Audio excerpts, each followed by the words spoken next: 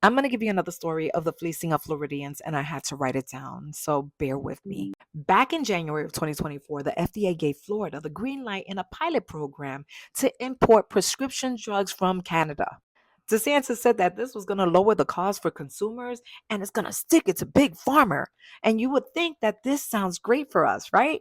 Well, not so fast, because this huge warehouse has been in Lakeland for the last 4 years, and reporters are saying that it's a ghost town. Now, the company in charge is called Life Science Logistics, and it has already raked in $77 million from Florida taxpayers. And guess what? They already received $50 million beforehand from 2021 to 2024. And since this July, they have raked in another $3.7 million. And for what? For construction and maintenance on a facility that isn't even operating? Are we for real? And I'm bringing this up because they want to give them more money for a program that is still not operational. But hold on. Guess who's in charge of the life science logistics? So let me tell you who it is, because I didn't even know and I had to do my research.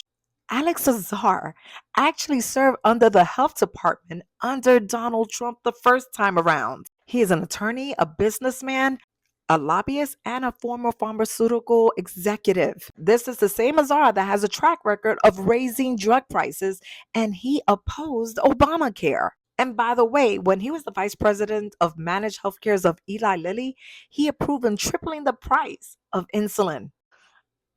Definitely not one of the very best people.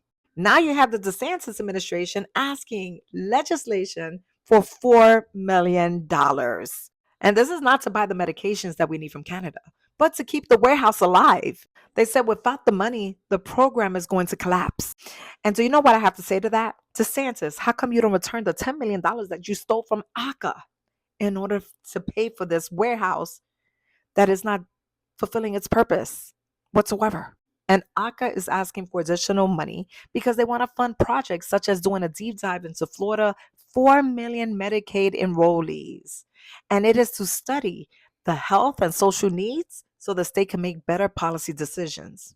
That at least could be useful. And they also want additional funds in the amount of $6.8 million for audits of Medicaid managed care provider networks. Now, the audits are to make sure that the health plans that cover nearly 3 million Floridians actually have enough doctors and specialists on their lists.